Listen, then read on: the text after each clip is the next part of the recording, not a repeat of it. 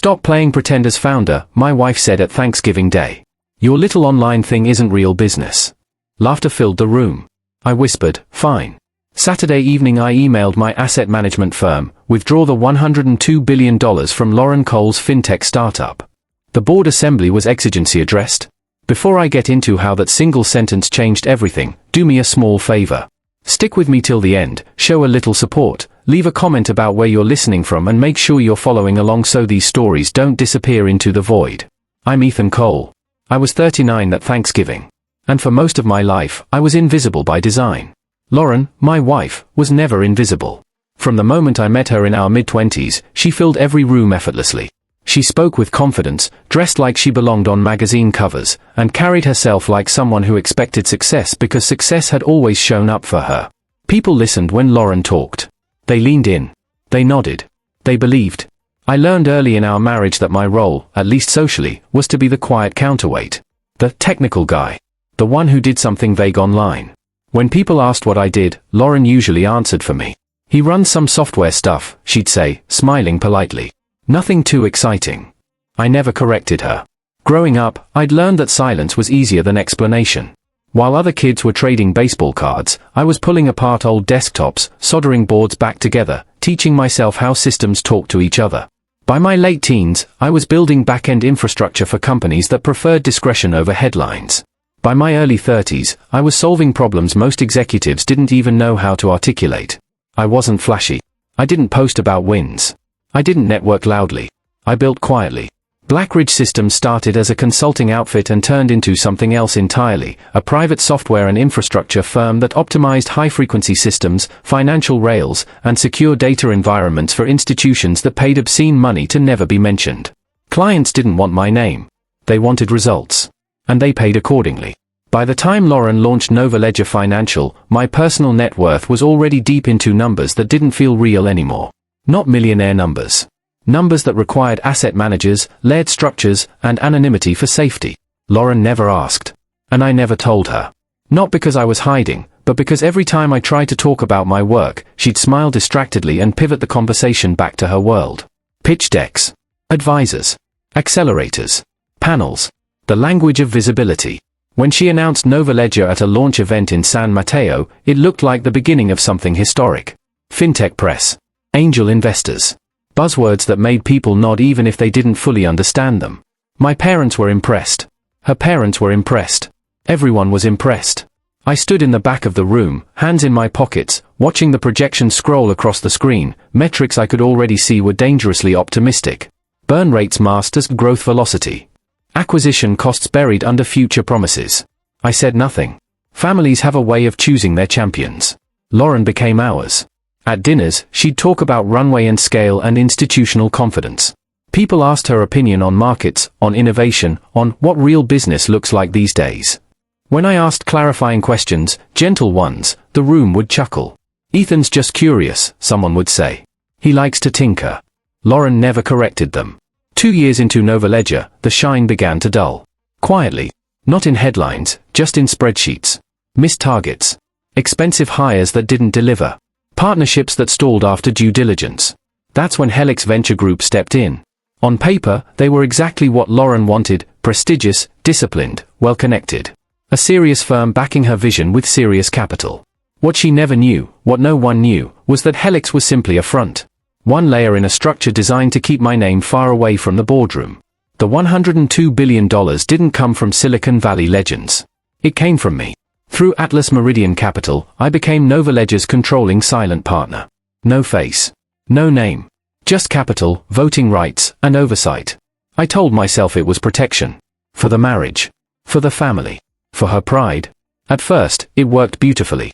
Lauren glowed. Funding validated her. The family adored her even more.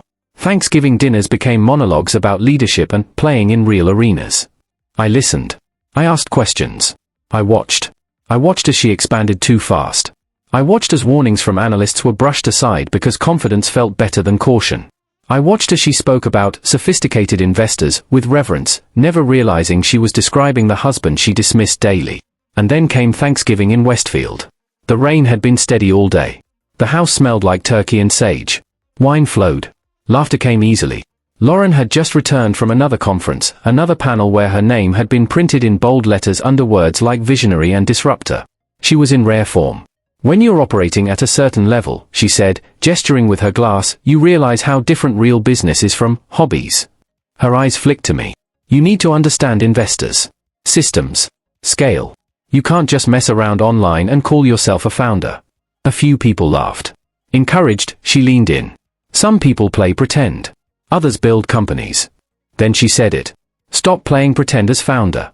The table erupted. I nodded once. Fine, I said softly. Nobody noticed the way my fingers tightened around my fork. Nobody noticed how calm I was. Because by then, the decision was already made. That Saturday evening, after the dishes were cleared and the house went quiet, I opened my laptop. I pulled up the secure channel to Atlas Meridian Capital. The email was short. Professional. Final. Initiate full withdrawal of the $102 billion position from Novaledger Financial. Effective immediately. I hit send. And as I closed the laptop, I realized something for the first time in years. Silence isn't weakness. Sometimes it's just the pause before gravity does its work. And this was only the beginning. By Monday morning, the machine was already in motion. Atlas Meridian didn't ask questions. They never did. When you manage capital at that scale, hesitation is more dangerous than action. The moment my instruction cleared compliance, a cascade of alerts triggered across Novaledger's financial ecosystem, credit facilities flagged, liquidity buffers reassessed, conditional covenants re-evaluated. To Lauren, none of that was visible yet. She left for work that morning in one of her sharp-tailored coats, coffee in hand, already on a call before she reached the driveway. She kissed my cheek absent-mindedly. Big week, she said. Board stuff. I smiled. Sounds important. It was. I spent that day the same way I spent most days, working quietly. A few calls with Blackridge clients in Europe. A systems review for a firm in Singapore that paid 7 figures annually just to know their infrastructure would never fail at the wrong moment. By mid-afternoon, my secure line lit up. Ethan, said Marcus Hale, managing director at Helix Venture Group. We've initiated the withdrawal sequence. As expected, Novaledger's leadership has requested an emergency board assembly. Timeline? I asked. 48 hours at most. They'll feel it sooner. Good, I said. Proceed cleanly. I ended the call and leaned back in my chair. This wasn't rage. It wasn't revenge. It was correction. When Lauren came home that evening, something was off. Not dramatic, just a slight tension in her shoulders, a distracted edge to her confidence. Something weird is happening, she said, setting her bag down harder than usual. Our finance team flagged some movement. Movement? I asked casually. Liquidity models got recalculated. Helix wants an unscheduled meeting. They're using words like strategic reassessment. She laughed it off, but the laugh didn't land. Probably nothing. Probably. Dinner that night was quieter. She scrolled through her phone more than usual. Emails. Messages. Calendar invites popping up like landmines. By Tuesday morning, the emergency board meeting was official. Lauren paced the kitchen while tying her hair back. I don't get it, she said. We've had rough quarters before. Investors understand that growth isn't linear. Do they? I asked gently. She frowned. Of course they do. Serious investors do. I nodded and said nothing. The meeting was held virtually, but I watched from a private feed, no camera, no name. Just another silent tile among the investors, listening. Lauren opened with confidence. Slides polished. Vision intact. She talked about long-term market dominance, about weathering short-term volatility, about innovation requiring patience. Then Helix spoke. Calm. Precise. Surgical. They laid out the numbers she'd avoided. The burn rate. The missed milestones. The expanding headcount unsupported by revenue. The customer churn masked by aggressive acquisition spending. Given these indicators, Marcus said evenly, we've concluded that continued capital deployment is no longer aligned with fiduciary responsibility. Lauren blinked. I'm not sure I understand. We're withdrawing our position, he said. Effective immediately. The silence that followed was heavy enough to feel through the screen. You can't just pull out, Lauren said, her voice tight. We're mid-cycle. This will destabilize operations. We understand, Marcus replied. Our responsibility is not to stability at any cost. It's to viability. The meeting ended shortly after. I closed the feed and went back to work. By that evening, the calls started. Lauren's parents. Advisors. Team leads. Everyone scrambling to understand how the most powerful backer in the room had vanished overnight. At dinner, Lauren barely touched her food. They blindsided me, she said. After everything. After all the confidence they showed. Confidence isn't commitment, I replied. She looked at me sharply. You wouldn't understand. I met her gaze calmly. Maybe not. Wednesday was chaos. Novaledger's internal Slack lit up with rumors. Senior engineers started updating LinkedIn profiles. Vendors paused services pending payment assurances. A planned hiring wave was frozen within hours. Lauren came home late, eyes rimmed red. They're asking for another board session, she said. They want to talk about leadership restructuring. That got my attention. Restructuring how? She shook her head. I don't know. This doesn't make sense. I built this. Did you? I thought. Thursday morning, Helen, my mother, called. We're having dinner tomorrow, she said firmly. Family only. Lauren needs support. I'll be there, I said. That dinner felt different from the moment I walked in. No wine poured. No laughter. Just tension sitting heavy in the air. Lauren looked exhausted. The confidence she wore like armor had cracks now. They pulled out, she said flatly once everyone was seated. Helix. Just like that? Gasps. Questions. Disbelief. Richard shook his head. That doesn't happen to founders like you. It did, she snapped, then softened. Sorry. I don't know what to do next. Everyone started offering solutions. Contacts. Loans. Bridge funding. Selling assets. Sacrifices. Then Lauren said it, the same tone she'd used so many times before. What I need is a real investor. Someone with serious capital. Someone who actually understands tech at scale. Her eyes flicked to me, briefly, dismissively. This isn't something you can just improvise. The room nodded in agreement. I took a slow breath. I might be able to help, I said. They all turned to me. Confusion. Polite skepticism. Barely concealed disbelief. Lauren forced a smile. Ethan, this isn't. I know, I said gently. Let me make a call. I pulled out my phone and dialed Crownstone Private Banking. The direct line. David, I said when he answered, I need to discuss liquidating a portion of my portfolio for a direct equity position. The table went silent. Yes, I continued. In the 9-figure range. Potentially more. David didn't hesitate. That's well within scope, Mr. Cole. Structurally, are you considering direct ownership or preferred conversion? Lauren's fork clattered against her plate. I'll explain shortly, I said. Also, confirm something for me. My position in Novaledger through Atlas Meridian. Yes, David said. You're the controlling stakeholder.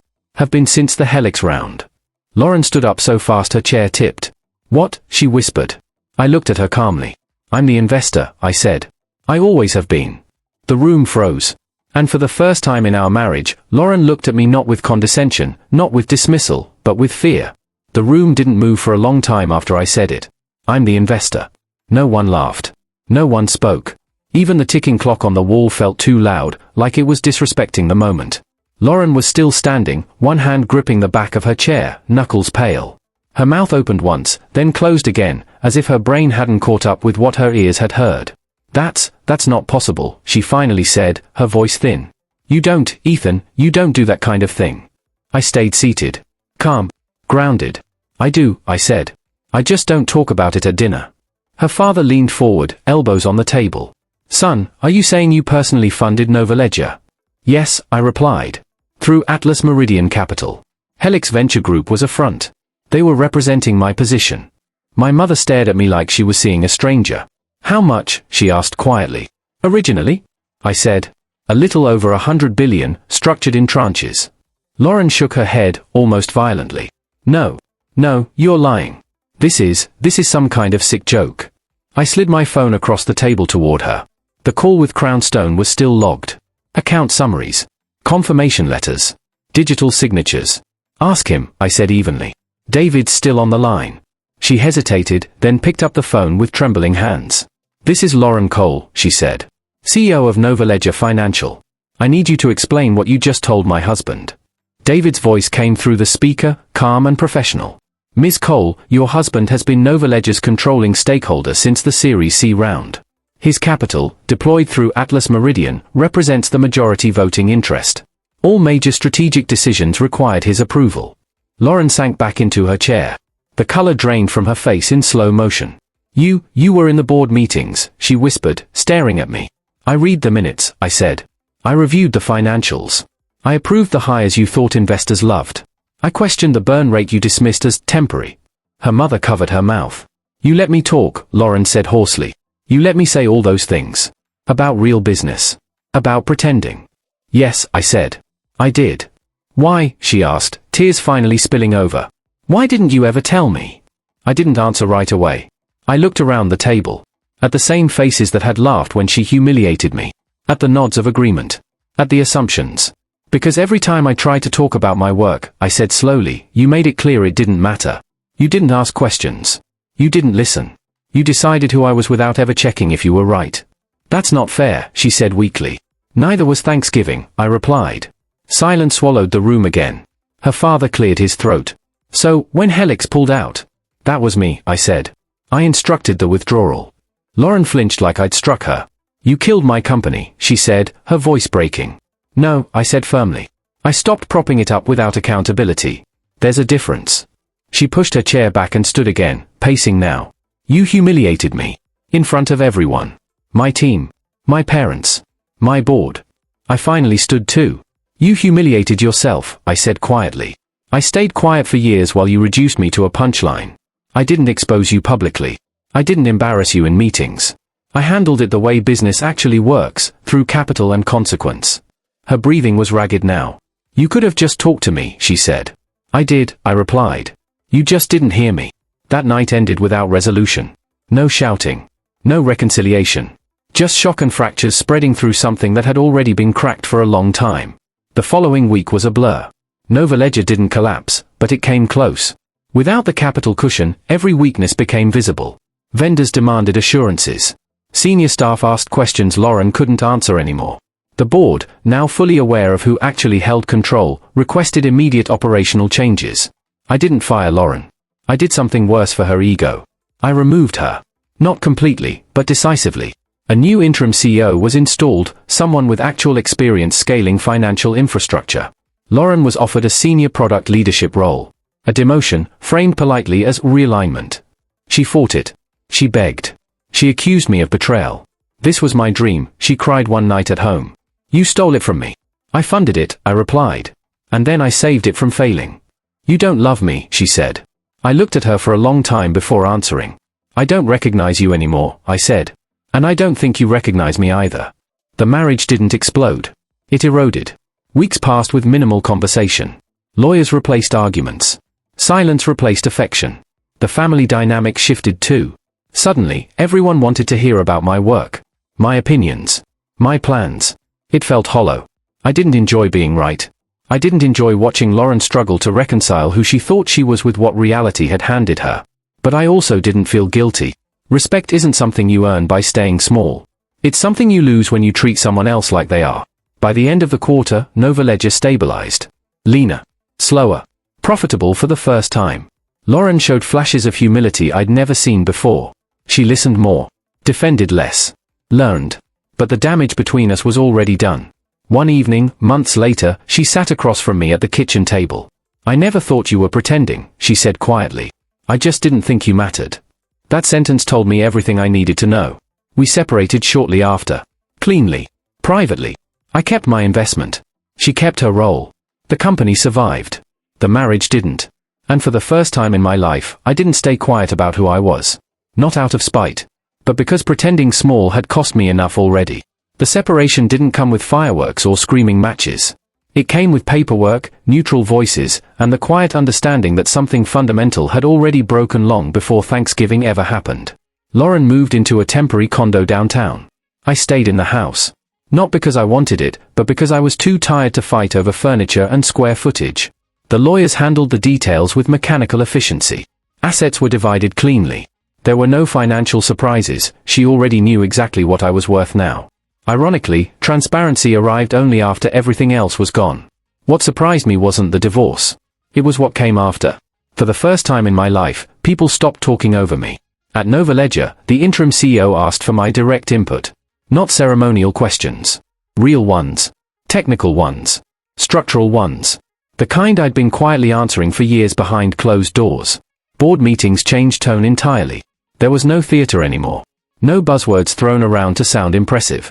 We talked about fundamentals, risk models, compliance architecture, scalability without fragility. The company stopped chasing headlines and started building something that could survive them. Lauren struggled in the beginning. I could see it in the way she spoke during meetings. She was sharp, intelligent, driven, but stripped of the armor that arrogance had given her. Without an audience applauding her confidence, she had to sit with uncertainty. And for someone who had built her entire identity on being the smartest person in the room, that adjustment was brutal. Still, she adapted. Slowly. Painfully. She started asking questions she used to dismiss. She listened instead of defending. She learned how much she didn't know, and instead of pretending otherwise, she worked. That part of her, I respected. But respect doesn't resurrect intimacy. At home, my life felt eerily quiet. No sarcastic comments. No subtle jabs disguised as humor. No rolling eyes when I talked about infrastructure instead of optics. Just silence. At first, the silence felt like loss. Then it felt like relief. The family dynamic shifted too, in ways I hadn't anticipated. Her parents called me more than they called her. Not out of loyalty, out of confusion. Their worldview had been rearranged overnight. The story they'd told themselves for years, about ambition and success and who deserved admiration, had collapsed. Her father invited me to lunch one afternoon. Just the two of us. I owe you an apology, he said, staring at his coffee instead of me. I thought confidence meant competence. I thought volume meant value. I nodded. Not because I needed the apology, but because I understood how deeply those beliefs had been ingrained. I didn't see you, he continued. And that's on me. That lunch gave me something I didn't realize I'd been missing. Not validation. Closure. My own parents reacted differently.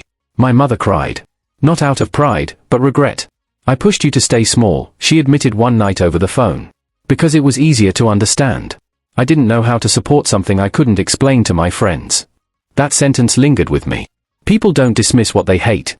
They dismiss what they don't understand. As months passed, my public profile shifted whether I wanted it to or not. Journalists started connecting dots.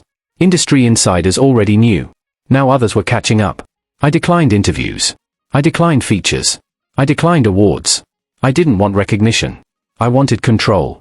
Over my time. Over my narrative. Over what came next. What came next wasn't revenge. It was rebuilding. I restructured my holdings. Simplified. Focused on long-term resilience instead of exponential growth for its own sake. I shut down projects that existed only to inflate valuation. I doubled down on ones that solved real problems quietly. And I made one personal rule. I would never again stay silent to preserve someone else's comfort. Lauren and I spoke occasionally. Cordially. Briefly. Mostly about business logistics that still overlapped. One evening, she asked to meet. We sat across from each other at a neutral restaurant. No nostalgia. No tension. Just two people who once shared a life. I need to say this, she said, hands folded tightly. Not to fix anything. Just to own it. I waited. I didn't marry you because I thought you were small, she said. I married you because I thought you were safe. And somewhere along the way, I confused safety with superiority. That was the most honest thing she'd ever said to me. I didn't want a partner, she continued. I wanted a mirror that made me look bigger. I nodded slowly. And when I realized you were actually larger than my entire world, she said quietly, I panicked. So I tried to shrink you. We sat with that truth between us. I hope you don't do that again, I said. To anyone, she replied. When we stood to leave, there was no hug. No bitterness either. Just acceptance. After that, my life settled into something unfamiliar but steady. Mornings were quiet. Work was focused. Conversations were direct. People spoke to me with respect, not because of my net worth, but because I no longer hid it behind humility that asked for permission to exist. The irony wasn't lost on me. The moment I stopped pretending I was smaller than I was, the world stopped trying to make me disappear. And still, part of the story wasn't finished. Because success doesn't end when the truth comes out. It begins when you decide what to do with it next. The final shift didn't happen all at once. It came in layers, the way real change always does, quietly, then suddenly obvious in hindsight. After the divorce was finalized, I took 6 weeks off. Not a vacation in the Instagram sense. No beach photos, no luxury retreats. I rented a small house near the coast in a town no one I knew would ever visit. Mornings were spent walking. Afternoons were spent thinking. Evenings were spent writing, on paper, not screens. For the first time in decades, my life wasn't built around reacting to other people's expectations. And that scared me more than any boardroom ever had. I realized how much of my identity had been shaped by being underestimated. Being the quiet one. The technical guy. The background support system. It had given me clarity, yes, but it had also given me an excuse to avoid visibility, accountability, and vulnerability. Silence can be a shield. It can also be a cage. Back in the city, Nova Ledger stabilized faster than anyone expected. The restructuring I'd quietly planned for years finally went live without resistance. Compliance issues were resolved. Burn rate normalized. The company stopped chasing inflated valuations and started building real institutional trust. Within 9 months, we were profitable. Not headline profitable. Sustainably profitable. That kind investors don't brag about, but stay for. Offers came in. Acquisition talks. Strategic partnerships. I turned most of them down. Money was no longer the metric. Control was. Lauren eventually left the company. Not pushed out. Not forced. She resigned on her own terms and took a role at another firm, one without history, without ghosts. Before she left, she sent me a message. Not an apology. Not a justification. Just one sentence. You were never pretending.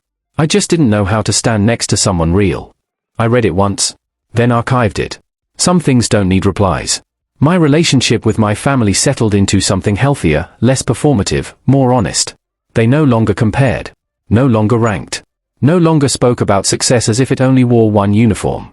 At a holiday dinner a year later, my father asked me about my work. Not in a bragging way. In a curious way. What are you building now? He asked. I smiled. Systems that don't need applause to work. He nodded like that made perfect sense. And maybe, finally, it did. People often assume stories like this end with triumph, standing tall, proving everyone wrong, basking in recognition. But that wasn't my ending. My ending was quieter. I stopped attending events where I had to explain myself. I stopped softening my language to make others comfortable.